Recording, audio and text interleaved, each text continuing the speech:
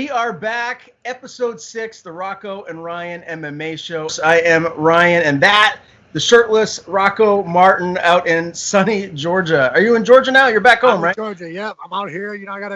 At all times, I have to get this tan gone. What's the weather like? It's supposed to be, I think, like 84 and sunny today, so it's just a big dark cloud over us right now, but I'm hoping that it starts to shape up. No, actually, I thought for a second your package might be showing up here. Really? No kidding. He's going to be stopping by here. That's funny. What's the humidity like there? It does get pretty humid down in Georgia, right? I mean, I don't know, man. Everyone keeps talking about how hot it is, and then I go to Vegas, and it was like 108 all the time there. And people are like, oh, it's dry heat. It's not going to be that hot. But I was like, I don't know, man. 108 felt pretty hot. And there's no breeze where we were at, so that part made it a little hotter there. So, but I like the heat. I don't know. I have no complaints with heat or the sun.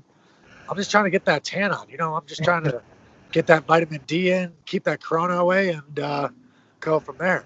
Yes, sir. It's like 95 degrees up in Maine right now. I'm in my man cave. I got all of the windows, the blinds shut, and the AC going because it's cooking outside. It's like summer is here, and it's brutal. And there's probably more of a heat wave coming next week from what I understand. But let's talk about this heat wave of MMA. I mean, nonstop, card after card. Nothing is slowing down. Just last weekend, we had Jessica I and Cynthia Calvillo that headlined that event. It really was a great card top to bottom. Obviously, start with the headliner, Calvillo, getting the win over Jessica I. What was your overall takeaway from that fight? Is this one of those things where Cynthia really cements herself as a legitimate contender in the division? I mean, I think that she definitely deserves, probably a top 5 fight after that. I thought it was, I haven't been as high on Jessica I as I feel like a lot of people, and I thought going into that fight that the UFC probably wasn't that high on her as well, just because I didn't feel like that should have been the main event. I thought that they could have gotten a little bit better main event together. And I just felt like they were wanting to build Calvillo into a star, you know what I mean? And she looked good, though, you know what I mean? I think that I definitely came in overweight. I was hearing stuff from the UFC, inside the UFC a little bit as well, about she was supposed to come in 3 pounds heavy. And then all of a sudden she gets on that scale and she's only 0.2 over. So, and then Calvillo's been talking about it as well. So that makes it a little bit more impressive with her moving up weight, I coming in heavy, and still, 49-46 on 2 of those cards. Yeah, it was a good fight by Cynthia. She really went in there, implemented her game plan, and had probably the biggest win of her career to date. She seems like a nice person too, so I was kind of rooting for her to get a big win because I like seeing good people have good things happen to them. No, absolutely. She seems like a sweetheart, right? She seems like a sweetheart. Seems like genuinely a nice person, and it's good. That's a huge win. You beat the number 1 contender. Yeah. Even if you beat the number 1 contender, you're setting yourself up for a bright future. So. Yeah, no doubt. The co-main event. Wow, Marvin Vettori. This guy. I mean, he went toe to toe in a really close fight with the champion Adesanya. And now he goes in and runs right through Roberson, just finishes him, very quickly. This guy, I think, is a legit contender at 185. Do you agree?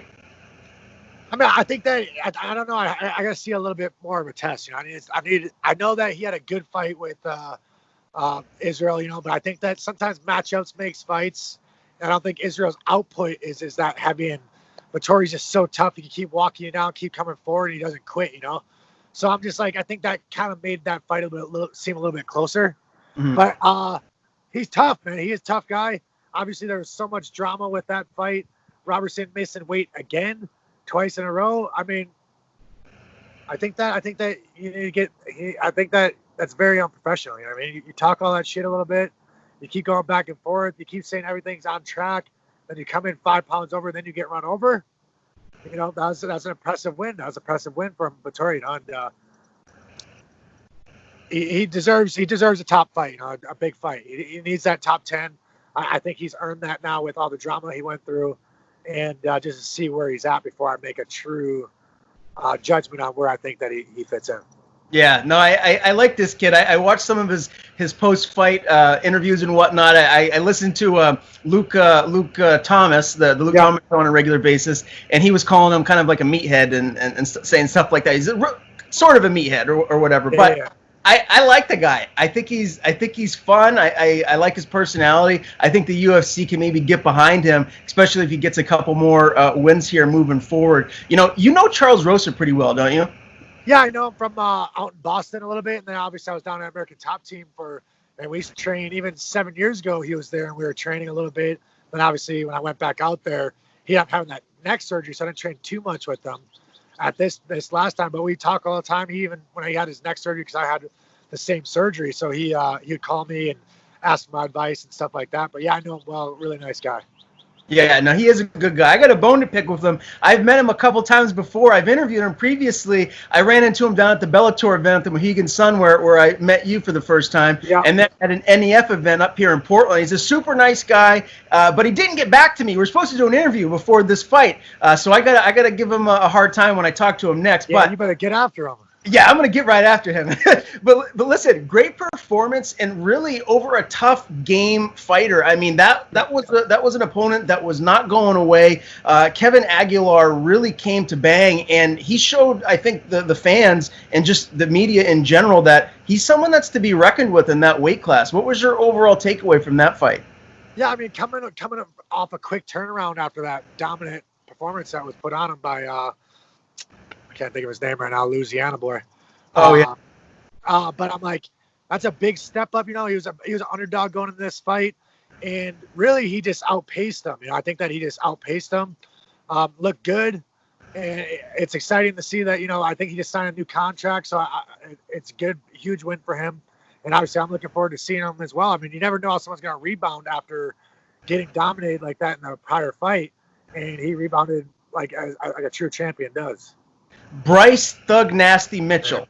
There we go. Yeah, there we go. It was escaping me for a second there, but there we go. That kid is legit on the ground. I mean, what he did to Rosa previously, I can't wait to see him back in the cage and what's next for him. And I think he has a fight coming up on Fight Island, if I'm not mistaken. Yeah, I think he announced that he has a fight. I'm not sure if he announced the opponent yet, but from what I saw on there, he says he just signed the contract. He has fight news coming. Yeah. A couple more really close fights on that card, Rocco. You got Andre Fili winning a split decision over Jordan Espinoza winning a unanimous decision over De La Rosa. Really some high-level stuff back and forth there and some smaller weight classes. Is there a fight that really sticks out to you? And look at that sun. It's like God is showing some rays right down on you. That's awesome. I told you that's how I do the sun out here. I knew that cloud would go away. But no, Andre Fili, man, I thought he looked impressive. I think that was that was fight of the night, man. That fight was awesome to watch. High technique, great striking. Both were cracking each other. And, Fili got dropped late in that first round. And you don't know how someone's going to respond. That guy's tough as nails, always responds, delivers exciting fights. I think that's a guy that you can just put in there with anyone, and it's going to be an exciting fight. It's going to be a competitive fight. So that was an exciting one to watch. Yeah, no doubt. Now, did you watch the, I don't even know how to pronounce his last name, Devashvili, the unanimous decision win over Gustavo Lopez? Yeah, no, I know that guy. He's comes from, I think, from a judo background, and he's a really nice guy, really, really humble, and takedown clinic, you know what I mean? He needs a bigger step up. It's time for, he needs I don't know, did he have a short, was that like the other guy, a short notice guy, replacement or something? It was, okay, yeah, because that was just, you could tell he's just a little bit not on the same level, but it's, that guy's got a bright future, He's on his way to breaking GSP's all-time takedown record. He had 13 takedowns in that fight? I mean, not only is that insanely impressive, but, talk about the cardio that you have to be able to do that and to keep doing that and maintain top control and dominate your opponent like that for 3 rounds. That's not easy.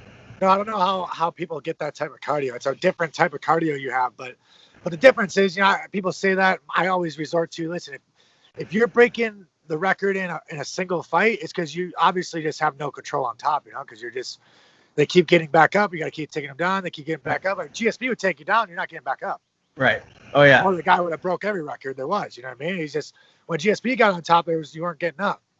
Man, I think it's a big difference. No doubt. I texted you. I was actually watching some old GSP fights the other day, man. Good Lord. He just was so meticulous with everything that he did. I mean, unbelievable in every aspect of the game. And to think about the division that he cleared out, in his prime. I mean, 170, that was like a murderer's row of elite welterweights. And George was just running through them left and right. It was really impressive.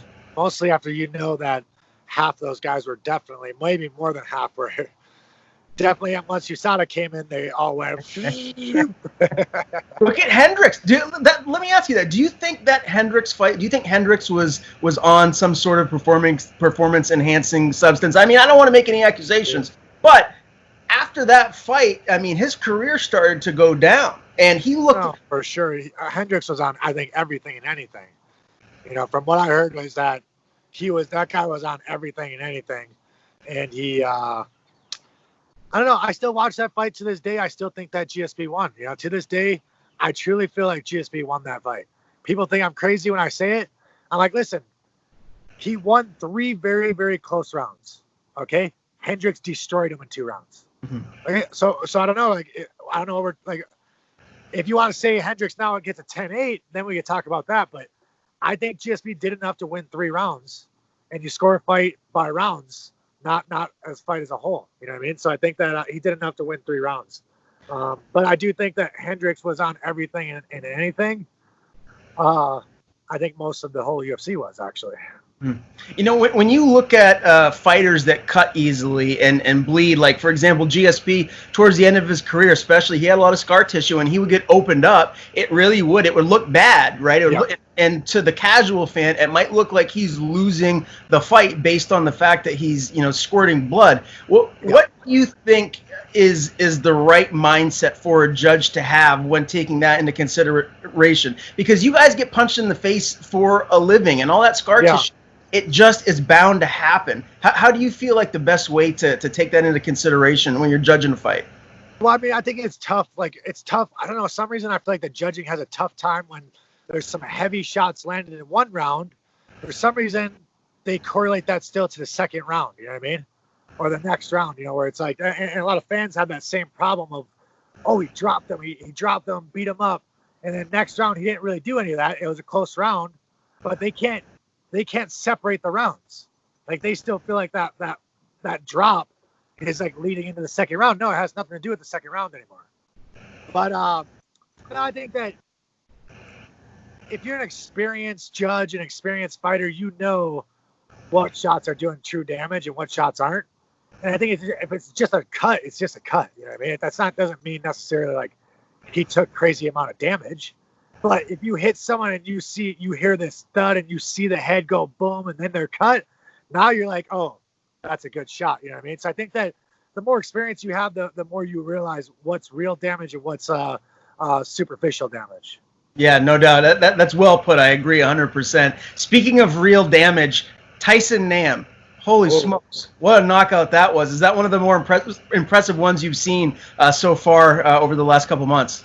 Well, I mean, there's been a couple of really good knockouts lately, but I mean, this happened so short in the fight, and we haven't seen that one guy fight that much. So again, I always like, for me to really judge, I mean, if you're going to go in there and beat up a tomato can, but the guy was supposed to have an extensive kickboxing background, but no, it was impressive, man. Anytime you can knock someone out like that quick on that stage is impressive. I mean, it's obviously, but I don't know, man. I've seen obviously, there's a few. Obviously, Kelvin, comes into my head right away with that. That's just a devastating. I don't know. Because you don't see that happen. You don't see that happen to Stevens like that. You know what I mean? That's the only reason why it's translating in my brain so much. It's not because I like Kelvin that much, but it's more so like you don't see someone do that to Stevens like that. Yeah, you killed him almost. Right. And then you had a couple big knockouts with. On my fight card as well. So I don't think it was one of the best, but obviously it was very impressive. Yeah, no doubt. To stay on the Calvin Kattar topic for a quick second, we're obviously going to break that down as the fight gets closer, but early synopsis of this Kattar versus Ige fight, what do you think we're going to see in that main event? All right, geez, you put me on the spot because obviously like Ige's part of my management team, and I'm a Calvin guy. But no, I think if I'm truly bipartial and looking at it, I think that Ige's way in over his head. I do. I think that he's got a very slim, narrow, like this, a margin like this to win the fight, when Calvin has like a margin like this to win the fight. You know what I mean? And I always would lean to someone like this. But Ige has this sliver. The reason why Ige slivers this is because he never quits. He always comes forward. He tries to mix it up. He's a good grappler, good striking. I don't think he's an elite anywhere. You know what I mean? I don't think he has something that's ridiculous. And I think that he gets hit a little bit too much. And in my brain, he's going to have to do something extremely special to take out Calvin. But obviously, I just hope it's an exciting fight for both guys. But, you know, I've been with Calvin for a while now, so, you know, I'm definitely Team Cater. But hopefully it's just fight of the night. Both guys get paid, and that the trajectories in their careers keep going up. Yeah, no doubt. Bro, I cannot wait for that fight. I'm really excited for Fight Island and to see what it looks like. And I spoke to Tyson the other day, and I think I'll be interviewing Calvin next week leading up to this fight. So I'm really pumped for that. Yeah, to stay on this last Fight Night card with Calvillo and I, a big win for Agapova beating a game Cyphers. Cyphers is just in there like every other week, it seems like, taking on tough opponents. So tip of the cap to her. Agapova looks like the real deal. But the fight I really wanted to get your take on was the 170-pound matchup between Aguilar and Ivy. How impressed were you by that win by Christian Aguilar? Well, I mean, obviously, he was the guy I almost fought. You know, he was the fill-in fight if Magny got pulled, because obviously, like you saw, that what's his name just got pulled this weekend. That Magny, Sandhagen, and Heinisch almost got pulled on my card. So they flew in there flying in Aguilar to fight, and right away we knew he's got big power in the first round, man. He's has big power in the first round. You got to make that guy work right away. So I mean, I don't know if I want to say I'm truly impressed. And now they just announced that he's fighting Sean Brady, and I think that Sean Brady runs him over, because I'm not sure how good his wrestling is. I know I've trained with Brady before multiple times out in Mass, and I think that, I mean, obviously it's always tough when you have two newcomers fighting. You don't really know them that well. But I definitely think that it's impressive. Anytime you come in the UFC and knock someone out, doesn't matter who it is. That's a huge win, and it's always a big bonus going into your career. But I need to see more, but I also think that if he takes out Sean Brady, he's a legit contender. And I do think that Brady's, could be a legit contender someday. If that matchup with Aguilar did come to fruition and you had to fight him there, what would the game plan have been? Would you have been wanting to clinch with him, tire him out in the first round, and then kind of open up as the fight progresses, maybe finish him on the feet or on the ground if it goes there? Yeah, I'd probably just taking him down right away. You know, I think that's just a quick takedown right away, get him tired, work there, and then if we get back up, then we strike. You know, I don't think I've ever really been hurt too bad in a fight, so I'm not really worried about getting knocked out. And I think that my striking's good enough to fight anywhere in the world, so I'm not really worried about anywhere. But the easiest avenue to beat him is definitely grappling. Yeah. Who is the person that hit you the hardest throughout your MMA career? What's the one time that you got popped and you were like, whoa? Like, can you think of, does someone come to mind? Well, so I know that the one time with Jake Matthews, I came diving in and we both like collided, and he cracked me, but I felt like it was a little bit off balance, but I was also trying to figure out if I was hurt or not. And we started rolling. He dove on a guillotine, and he just didn't know I can't be guillotined. So I was like, obviously I got out. And then, but no, I think that would probably, like, if I'm really thinking about it, that was the one where it was the best punch landed before. Yeah. Anything ever in training come to mind where you get cracked and you didn't expect? Yeah, all the time. Like these guys, I tell you right now, I take way more damage in training. Every time I'm just like, geez, like even sometimes Douglas will hit me on the top of the head, and I'm like, oh shit, I better not be taking those much more, you know? And but no, all the time you take shots in training that are just like, wow. But Douglas definitely has the most power that I've felt in training and anything. So he does that shit to me all the time. I'm like, always like, hey, like let's relax a little bit. Well, that's one of the reasons why you're in the position you're in, is because of the training partners that you have at your disposal. Iron sharpens iron. So looking forward to seeing what is next for Douglas and obviously yourself here. Now, that fight card last weekend was a great one. We got another exciting one this weekend, headlined by a heavyweight matchup between Curtis Blaydes and Volkov. I want to work our way up there. And, you know, we're keeping track of our predictions now, Rocco. Okay. We're both 3-2. We have the same record. We really should be 4-1 because we both picked you to win against Neil, and we know the result there. And then you had the Sun Tzu Garbrandt fight wrong, and I had the Sterling Sandhagen fight wrong. So we're 3-2. We're moving into this weekend's card. I want to talk about a couple exciting matchups on the undercard. We're only going to do our picks on the main card, but Guida and Bobby Green, two veterans who like to come forward and get after it, is a fight that's on the undercard. If you like to watch fighting, you're going to love this one. I think there's going to be a potential knockout here. I hope it goes the duration and we just see a war. But, man, both of these guys are studs. What's your thought process on this one?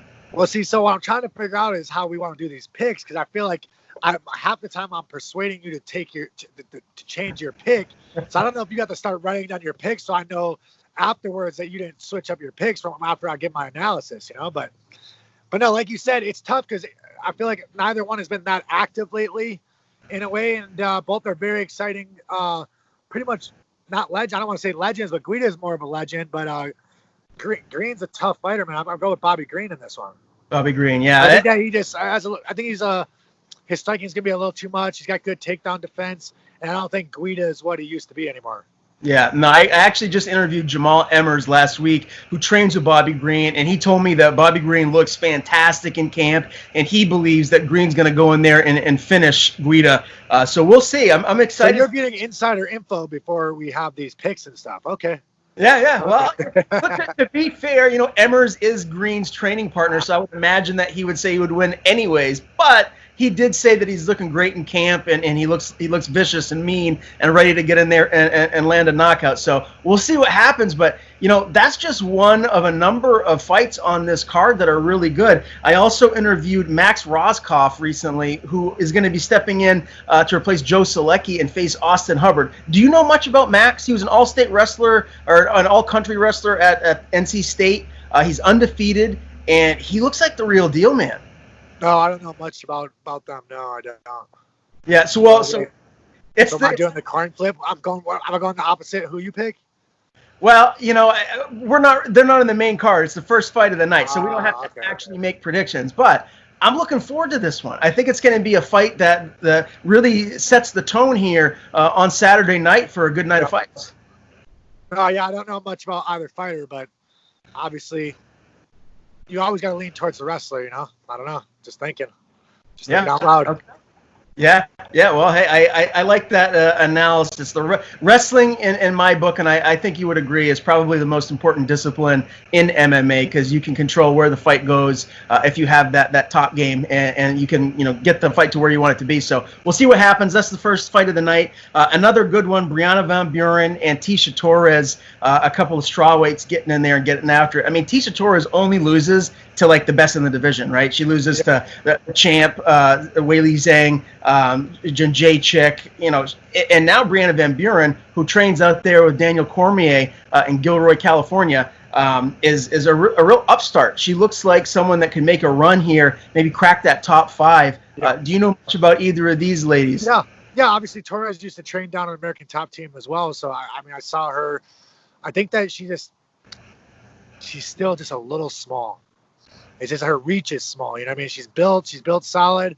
But you see, like, some of those girls nowadays aren't like that. Like Cyphers, like you were just talking about, is kind of like that same build where they're athletic, they're built good, they're actually really solid fighters too. It's just like the MMA is starting to change. Like the sport is evolving of a longer build that you need, and obviously, you know, so I'm gonna definitely lean towards the other girl on this one.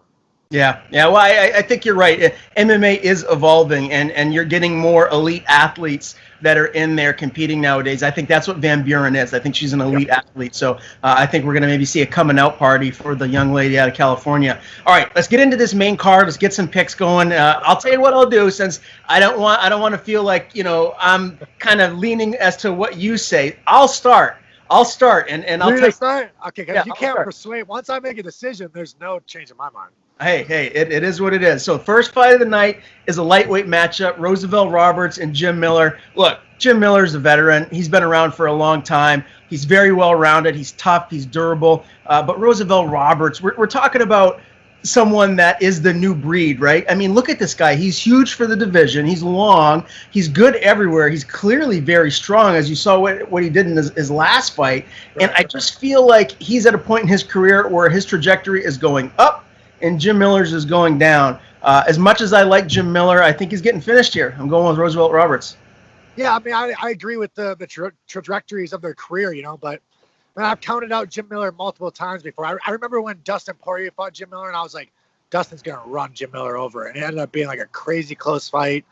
And but I truly believe this is a bad matchup for Roosevelt. I do think it's a bad matchup. I don't think that his grappling is going to be nearly as good as Miller's. But I could see, obviously, I could always see, Roosevelt has very crisp striking, man. It looks very good on his feet. I like watching him fight, too. He's very impressive. What is he, 6'2" or something like that? Big dude for 155 and very confident and pulls the trigger, but I'm going to lean towards Miller on this one. Ooh, I like it. We already are different. Right away, I told you there's no persuading me. There's nothing. You can't change my decisions. Good. Okay. All right. I like it. Well, this is a really interesting one. One that I'm sure you have your eyes on because it's a welterweight matchup between two tough guys. You got Bilal Muhammad and Lyman Good. I'm going to let you take the reins here and give me your analysis of what's going to happen and your prediction first. Okay. So obviously, I thought I was going to fight Bilal at one point. And I'm a big fan of his too, man. I'm on his social media, watching his social media, all that, and it seems like the guy works extremely hard.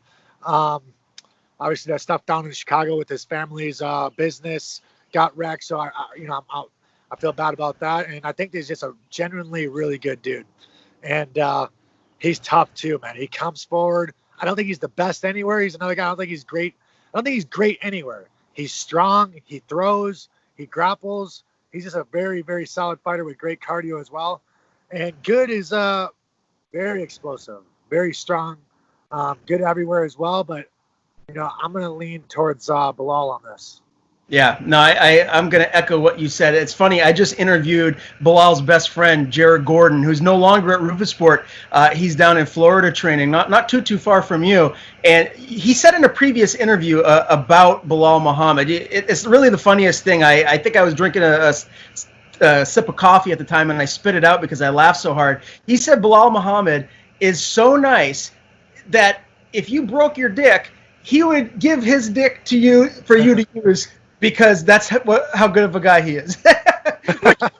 It's just like when I heard it, That's I was just such a weird thing to think about, though. I know. But that was a quote from Jared Gordon, and I spit out my coffee when he said it because I didn't expect it. I thought he said, he'll give you the shirt off his back. Nope. He'll give you the thing that most men value more than anything in the world. So that just goes to show you how nice Bilal Muhammad is. And I think good things happen to good people. It's terrible what happened to his family. Their shop in Chicago. Hopefully they're doing better. And I think Muhammad gets the win here. So I'm going to agree with you there. Now we got a 135-pound matchup moving to the women. Raquel Pennington and Marianne Renault. I'm not sure if I pronounced that last name right, but she really seems like someone that the UFC is trying to get behind. But then you got Rocky, who's just one of those fighters that is a staple in the division. She's just been around for so long. She's so tough and durable. It's tough for me to pick against Pennington unless she's going against the upper echelon of the division. And I'm not sure just how good Marion is just yet. I kind of feel like this fight is going to go the duration. And I think Rocky needs a win. Like, her record is only like 10-8 right now, and a lot of those losses have been to the best of the best. So I think she gets the job done here. I think it's going to be a close fight, but I think she gets a decision victory. Is Raquel and Torres still a thing? Are they still engaged? Do you know? I don't know. I'm not sure. No. I mean, 'cause that's weird. I've never been a big fan of like couples fighting on the same card. I just think that it kind of puts pressure on both of the fighters. You know what I mean? Where you're like, because you care about your partner, and you want them to win. And obviously, if Torres loses, you're trying to push it out, but you're still emotional throughout the fight. You know what I mean? So I don't like when that happens, and maybe they do, but I think that I would side with Marion on this. I don't think that. Nothing. Again, I have a thing where Raquel, I don't see anything special about her. I think she's a very good fighter. I'm not saying that, and she throws, but I think that sometimes she doesn't pull the trigger enough, and that I'm going to side with the up and comer. Okay. All right. Well, we have another differing opinion here. So we'll move to the co-main event, featherweight matchup, Josh Emmett and Shane Burgos. Both of these guys like to get after it, and both have a lot of power. Really interesting matchup. How do you want to do this, Rocco? Do you want me to go first? Yeah, you better take this one first, because I feel like you're going to be trying to steal my pick here. Steal your pick. Okay. Well, I feel like the more well-rounded fighter here is Josh Emmett, training out there at Team Alpha Male. He's got a bunch of killers that he's working with on a regular basis. I like Burgos. I think Burgos very well could catch him and knock him out. He's got a lot of power, and we've seen Emmett get stopped before. However, I feel like Emmett's in a good place right now. I think he's going to get a win, but I do think this is a very dangerous fight. I can see it going either way, so I don't mean to hedge my bets, but for this pick here, I'm going to go with Josh Emmett. I wish I was disagreeing with you, you know what I mean? But everything I felt like was spot on there. No, I agree. I think that Burgos is a tough fighter, but he's not as well-rounded as Emmett. And Josh Emmett, he does have crazy power, mixes up his wrestling very well. I think that he's just got a little bit more tools. Like you said, obviously Burgos can knock out anyone, but I would lean towards Emmett on this one. Yeah. Okay. Well, main event time. I'm going to let you start here. A couple of heavyweights. As we know, Rocco, anything can happen with heavyweights because they have so much power. One punch can close the night out, and both of these guys are very, very good. This is going to be really interesting to see what happens. What do you think? Man, I'm hoping that Blaydes takes this, man. I think that he's primed to push for a title shot, and I do feel like he doesn't get the love that he deserves through the UFC, because he's such a wrestler-based fighter. And he obviously took a lot of flack for the woman comment, which I thought, I more than mildly agreed with. I agreed exactly with what he was saying.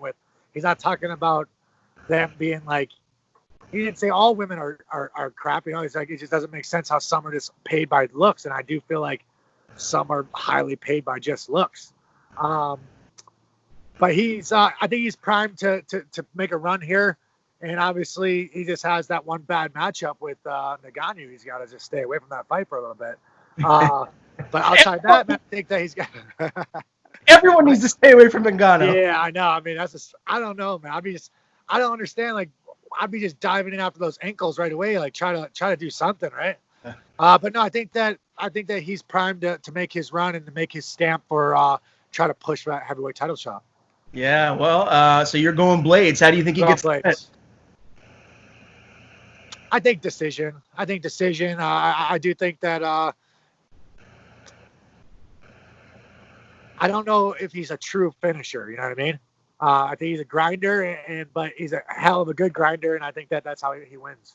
Mm-hmm. So Alexander Volkov would be on an 8-fight winning streak right now if it wasn't for that last-second knockout to Derek Lewis, which in that fight, he was dominating the fight. Like throughout he won every minute of every round, and then Lewis catches him there at the end. As you said, you don't think that Blaydes is going to be able to get the finish here. You think he's going to get a decision. And I think if the only way Blaydes will win is if he finishes Volkov. I think Volkov, really? Yeah, I think Volkov's length and just how he uses that, I think he's very underrated. And as good as I think Curtis Blaydes can Blaydes, stop his wrestling, you think?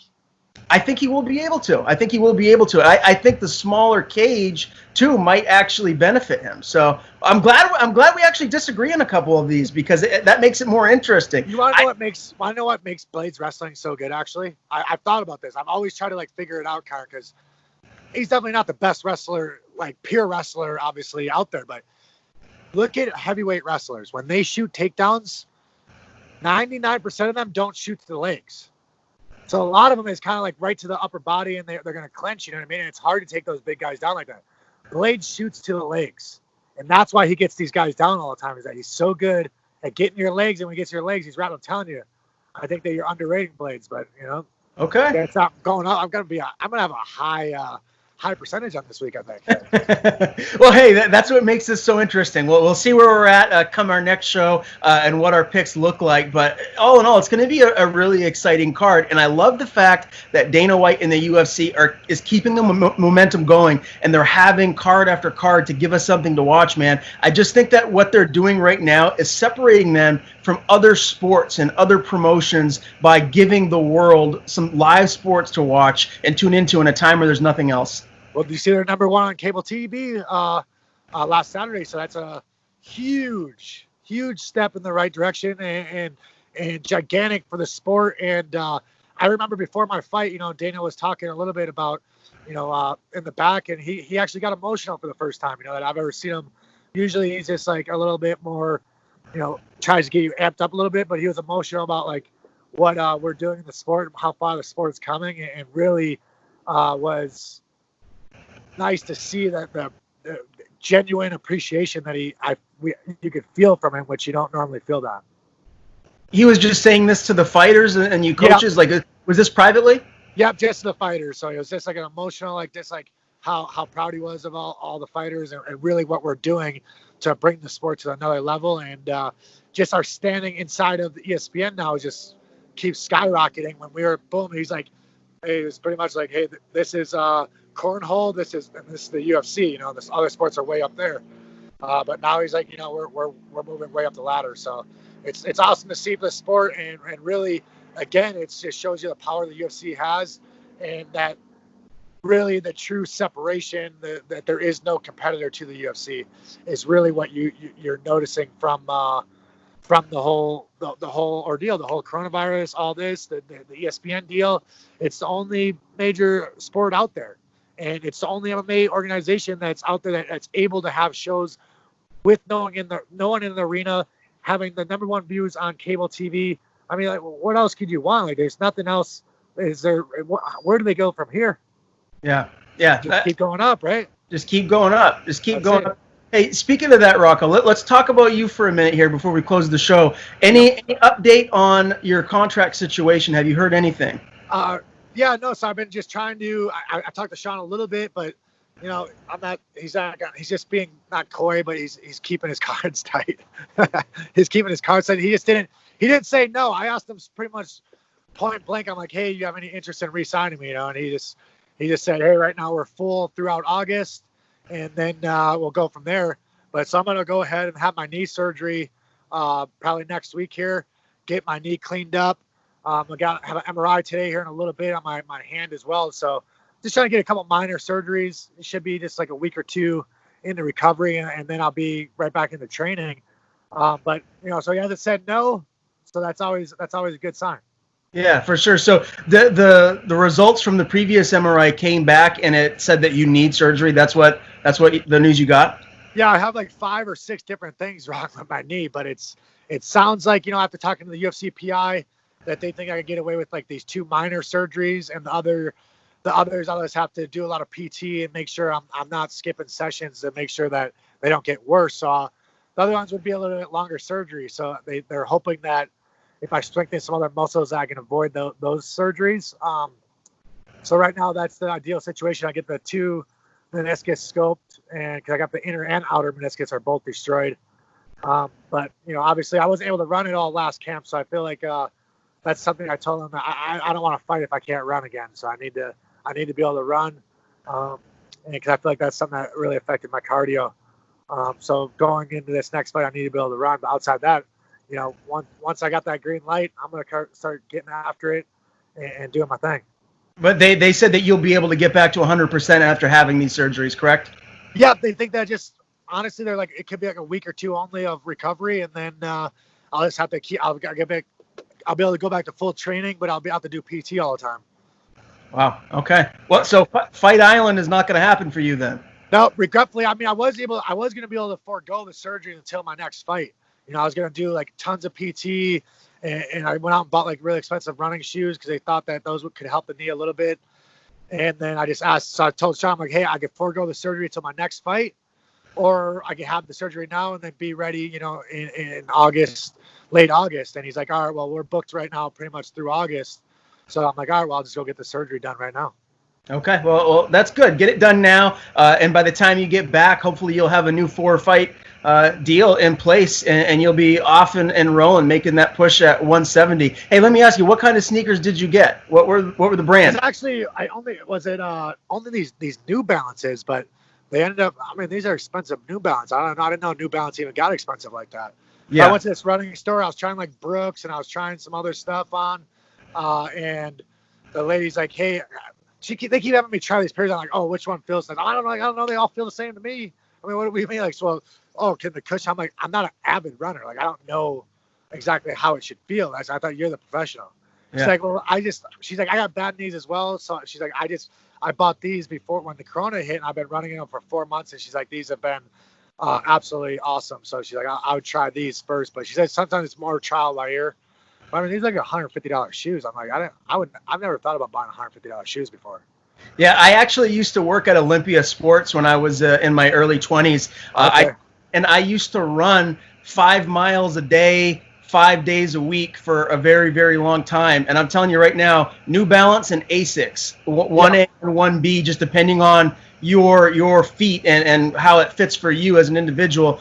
You want to get one or the other. So I'm glad to hear you got New Balance, because they're made for runners and being the best, especially an elite athlete like yourself that's moving towards, you know, cracking the top 15 of your weight class. You need to be putting in that money and getting the best of the best to help you out. So well done. Yes, sir. Well, listen, brother, always a pleasure to talk to you. I'm looking forward to the fights here this weekend, and we'll do episode number 7 next week. Yes, sir.